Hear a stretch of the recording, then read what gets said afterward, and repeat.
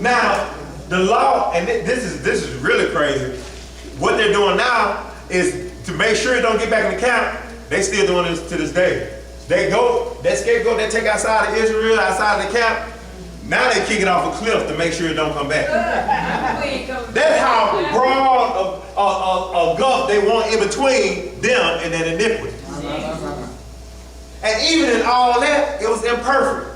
Even that fit man, before he could come back into the camp, he had to wash himself. Right. He had to be cleansed. He had to be purified before he could go back to the camp. But it can't be no trace of that iniquity come back. But the next morning, they're lying, fornicating, partying. It may not be the next morning. It may take a month or two. Yep, somebody, yep. Any of y'all familiar with that? Then you go good, you hear a good sermon, you go real good for about a whole week. All right. How many have been there? Amen. All right, got a few on the jury. Camera one. Then one. So we have seen it. So how are we going to rectify the situation? What keeps sticking out on me is that he said, and he shall let go of the goat in the wilderness. We're going to go to a newer version of the contract.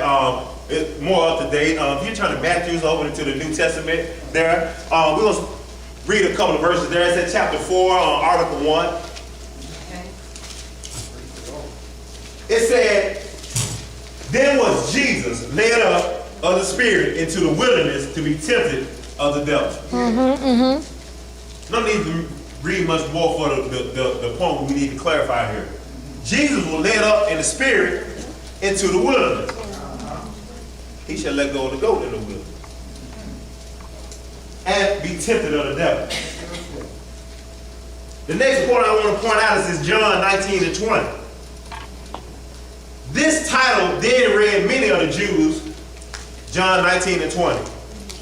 This title was read many of the Jews, for the place where Jesus was crucified was nigh to the city. And it was written in Hebrew, Greek, and Latin.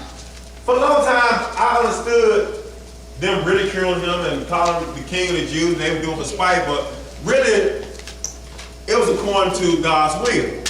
Because in order for those two goats had to be recognized, once he cast the lots, those two goats were labeled. When Aaron cast a lot, that sin goat was labeled because they killed him immediately as a sin offering. But that scapegoat had to be there. It had to be set aside, and everybody must know that this is the scapegoat. So you see the fit man walk through the town with a scapegoat, you step back and let him go through.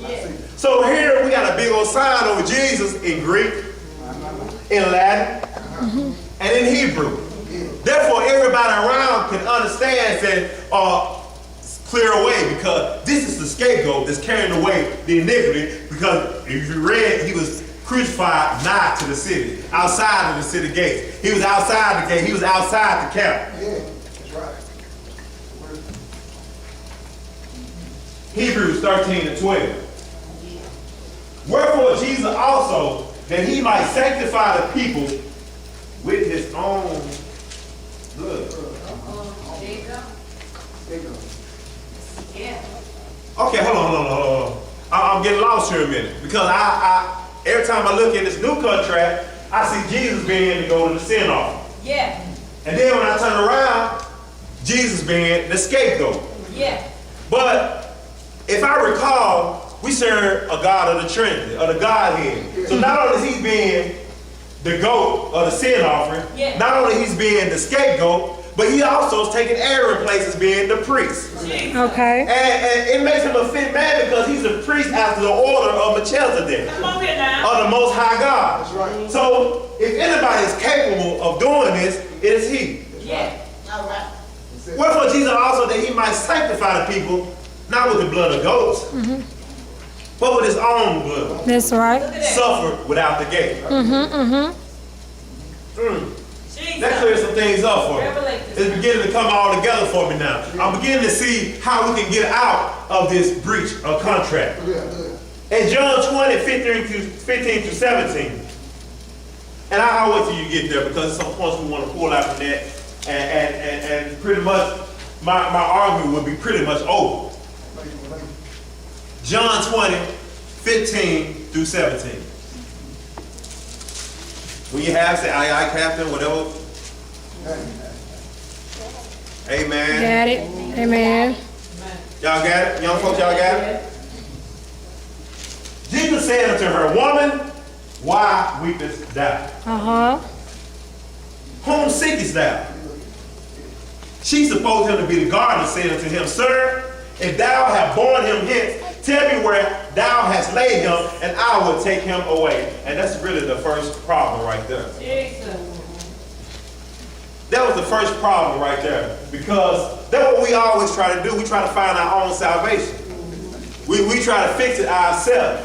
Tell me where that scapegoat is, and even if you took him away, give me that scapegoat, and I'll take him out myself. But the thing about it, if she did that, the atonement was for naught. Yeah. And it goes forward and said, Jesus said to her, Mary, and she turned herself and said to him, Rabboni, which is say, teacher, which I recognize that voice. Is that you? Mm-hmm. Which is to say, master. Now, Jesus said to her quickly, touch me not. Now, when I first read that, you think Jesus being kind of rude, you know? I done said that watch you die, they done beat you, I cried over your tomb, I done brought oil and spices, and now you're alive, and I can't even hug you, I can't grab you. But when Jesus was telling her, he said, touch me not, for I am not ascended to the Father. I'm the scapegoat. I have not taken the iniquity back to the contract right. Okay. All right. You can't tell, because the moment if Mary would have touched him, then we had to go through this whole thing all over again. If she touched him immediately upon that point, all the iniquities and sin that he bore through his crucifixion, through his death, through his burial, through his resurrection, will rush right back into the camp. Wow, okay. And then there will be no escape clause from this breach of contract.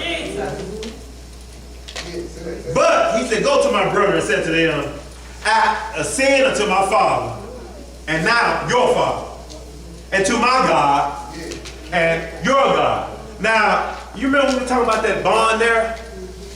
Conjunctions, how many used to the English language, you want to join something together, you throw an and in there, right? Mm-hmm. So now, God said, not only all through the New Testament, when he talked about my Father. I'm doing the will of my Father, not y'all Father, my Father, because then nobody else around him have a real relationship with him. Mm-hmm. Until this point, he went back and he became the scapegoat, and he took all the sins, all the iniquities back up to the Father, and now he can use conjunctions. Uh-huh. Now he can use some glue, he can use adhesive, he can staple it together, he can combine it together, he can make them fit, join it together by saying, not only my Father, but your Father. Yeah. Mm-hmm. Now he's not just my God anymore, he's your God as well. Uh-huh. So, as far as the persecution argument of that man should be sentenced to the wages of sin, I'd like you to take you back there. Romans chapter 6 and 23.